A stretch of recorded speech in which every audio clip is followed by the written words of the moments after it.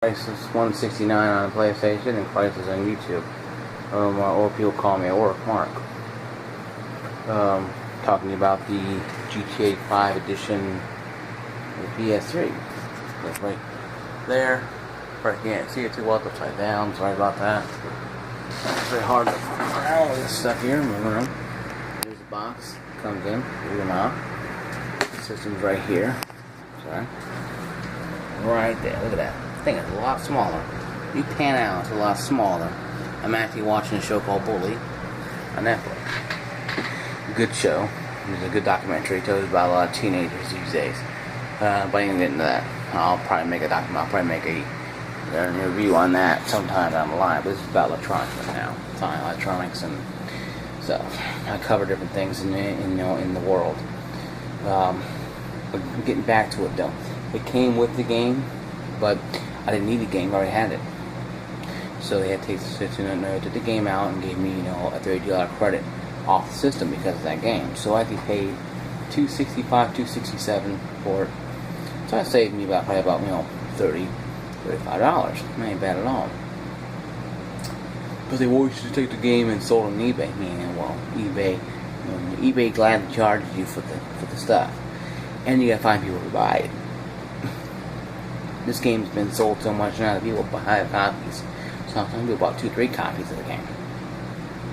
And sometimes people were fighting over it, I've heard, at some GameStop midnight releases, but I'm not getting to that. The console is 500 gigabytes. It beat out my 120 gigabyte real well. They have a 12 gig system for $199 that I'm not really happy about, because 12 gigs, yeah, it's good if you're going to play sports games, racing games, Call of Duty, yeah. But if you're buying it for Grand Theft Auto, you're going to have a higher gig, because the game itself is 8, and the DLC is going to be close to 16 gigs, or like another 8, so 16 gigs. Unless you want to have a plug-in, you want to plug in USB plug-in to your console to upload the information off there. Kind of useless to do so. So it'd be easier to go ahead and just buy the 500 gig or 40 gig or 80 gig or it's expensive. $269, it's not bad. It's an 8, not ain't bad. But if you look at it though, if you're getting that system, yeah, because oh my god, the PS4's coming out in 6-7 months or less than that. I probably won't buy the PS4 right away. I probably won't be able to for a while. But since I put the stuff on my cards, so I need more. But I'm not gonna sit there and spend money to spend it. I'm gonna use my time here. I'm gonna use my time to make sure that everything is taken care of. So when stuff does happen, I do decide to get the PS4, and maybe a couple months down the line, maybe a year down the line, maybe 6 months, maybe 2 years, I might play this PS3 and never want to get a PS4. Fat chance though, but because the Infamous 2 won't be on the PS3. Definitely buying it on there would be useless in PS3, but it doesn't mean it ain't gonna work. I'm saying is that people should be careful in what they do. The PS3 right now is one good system. It comes with a 30-day trial, PlayStation Plus, PSN Plus. It's great. Oh, we go away. Well, people say, well, okay, Xbox has this, Microsoft has this. Microsoft is just copying what Sony's been doing for many years. They never original, they're copycats.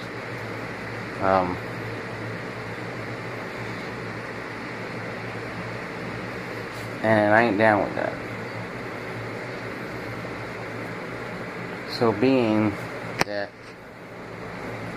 I like Sony, I don't like Sony since that they can't just waive a $900 fee for a 7-year-old system. But I like them since they made the first 500 gigabyte system. And of course, how Microsoft is roaring behind them, trying to do one better, because that's all they do is follow through the PlayStation. I'm getting off my hidden desire of Microsoft. PS3 Slim is what it says. I call it a super slim. I call it a slimmed down version of a slim. What I mean that is, it's not. There's a little dust on there. Sorry, a little dust on there. It's not the same as the original Slim. It's a lot more compact. It's like the PS2 Slim. They came out with two Slims. This is PS2 Slim. This is the PS3 version of the Slim. Now the hard drive, I think on that Slim was actually built into PS2. This has a 500 gigabyte hard drive, 500 gigs. Because they only got gigs to be big, see, and the people's preference are, because it's big, it has to be massive. Now there's terabyte gigs out there no bigger than this. The whole terabytes of information. Doesn't mean something small, it means it can't be big. And this proves the point. I save a lot of space with this bad boy. I could probably bring my laptop back in here now, because I can sit next to it and get a room off my damn counter. Me and my little table here. But I like having it out in my living room so I can watch sports. I can, or whatever. I can click on the sports, network when I'm watching sports, watching a game on my computer, or surf the web, whatever I'm doing. During time not playing games, watching movies, or working. And the review I have is not something very, pretty much bad.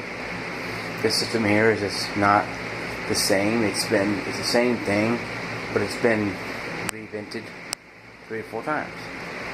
No, I'm always making a Call of Duty console for it, or Halo, or Gears of War, or Uncharted, or they're always doing that because that's how they make their extra money. And if I get a PS4, I'll probably get a PS4 Killzone Edition, or Infamous 2, because it's not that much money outside of their system. It may be $30 more, $40 more, but you're getting the game already included in there instead of buying it separately. Paying the same amount of money doing it separately. Paying a little more, or actually about the same, a little more. So, yeah, I got the GTA 5 already the day before. My PS3 burnt out. I freaked out because I wanted to play the game, and it craps out. It's a way of life. Things break down. My brother has 500 gig PS3, the same version, I mean, a little different than mine. I bought this one because it's nice. Like I say at Forload, do not buy the 12 gig if you're going to buy GTA 5, because you won't be able to run the DLC when it drops, because you won't be able to run it, because you need like another 8 gigs to run it. 16 gigs altogether. Now they come out like a 12 gig or 16 gig system only made for GTA 4, man, by all means play it. But, if it came out 20 gig, it would be kind of stupid, because a lot of people have 20 gigs. PS3s, the older ones. So my pluses are, this is my final review, this is my final judgment. My pluses are compatibility. Built-in Wi-Fi is still good. Compatibility. All the features you know about it is still there. That's 2. It just looks pretty cool like that. It looks cool design. The 4th one, just pricing that bad between the other ones. You pay an extra $60, $70 for a 12 gig. You're getting a 500 gig for a game if you don't already have the game. So it's a plus there. The minuses, big one to me, is the cover slides like this. It doesn't have a feed-in motor. Then again, the motor is iffy. How your motor goes out, and then you can't play a game, because your motor's there. You have to send it in, pay $100 to send it in, just for a stupid little motor. There are repair shops that repair things, but if you can get a hold of somebody who won't take you to the cleaners, and God bless you. PlayStation will charge you, Sony will charge you $100, $99 for the fee of shipping it and bringing it back, and that's fine. Ain't nothing wrong with that. It just happens sometimes, everybody's gonna pay. Electronics won't break down. phone here is gonna break down one of these days. I don't have my hand, gonna break down one of these days. Your phone, your PS3, your computer. Hopefully, very, very long time from now, it breaks down way, way, way down there. But that does break down. So, from a 1 to 5, I give it a 4.5. Well, I give it a higher grade because the fact that it has Battlefield 5 and that game is awesome anyway. You buy that game, buy the console, you already got a good game. The only game you buy the rest of the year is Battlefield 5, you have playing fun with it. Console itself is cool, it's slimmer, it's sleeker, it looks a lot better. The price range is about the average of what you're going to pay for PlayStation 3 anyway. PlayStation 4 is going to be $400 coming out. A couple of years from now, yeah, it may go down, but it's going to take a while. Because, they're competing against Microsoft and their little system over there. So you have to deal with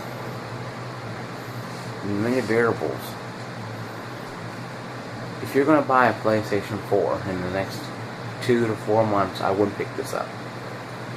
Because they'll probably re-release the game for PlayStation 4 and 1. Don't think they will, but they may. If you do it and beat it and buy it again, you're kind of stupid. But hey, I bought Call of Duty Black Ops 2 both systems, and I got all achievements in both systems. So that's me. I'm an achievement hound and I'm a trophy hound. I have to have the trophies. The functionality is good. The controller is good.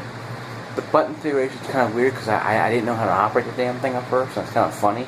So I have 2 strikes on there, 2 minuses. But the control features are simple once you get used to it.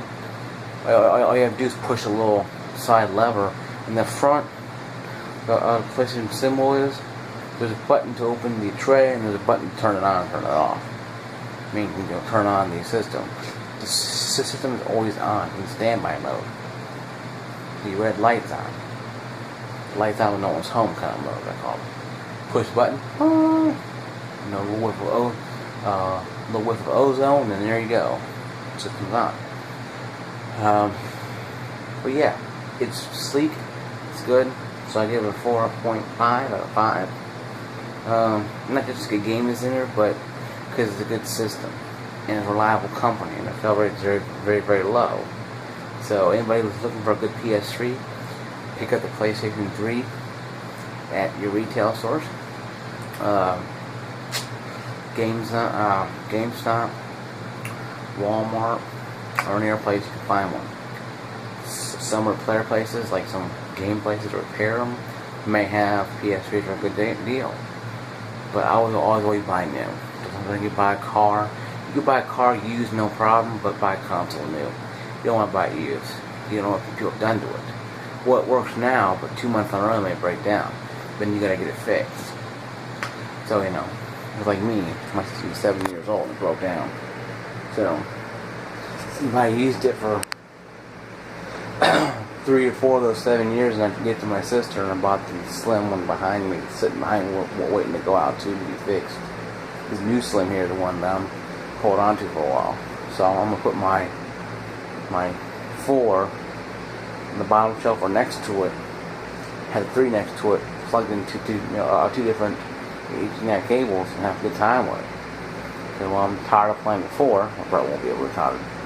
Oh yeah, I'll get tired of the 4. Man, I'll get tired of the 4, alright. Be sleeping, playing the PlayStation 4, but anyway, though, I probably won't get it for a while anyway. But that's my review. Hope you like it. I kind of rambled on a little bit, but I don't care. Like I said, I don't care. Don't like it? Don't watch my review. Like my review? Then like me on YouTube, or I'm on Facebook. In the markup link. Markup link MarkHoughUghtaling. I am on Facebook, like down there. I'm also on Twitter too. It's Crisis. So just send me a tweet and be safe. God bless, and don't let anybody tell you what you can and can't buy. If you can't get GTA 4 because you're underage, don't get it. Because it's underage. You need to be 18 years old to get it. That's my public service announcement for the Youth for America. just have fun. The game is good. The game is awesome. And I'm out of here. I'm gonna watch some more of my movies. And I'm gonna start playing the GTA 4. GTA 5, I mean. Sorry, whatever. The V, and GTA with a V on it, for crying out loud. See you guys later.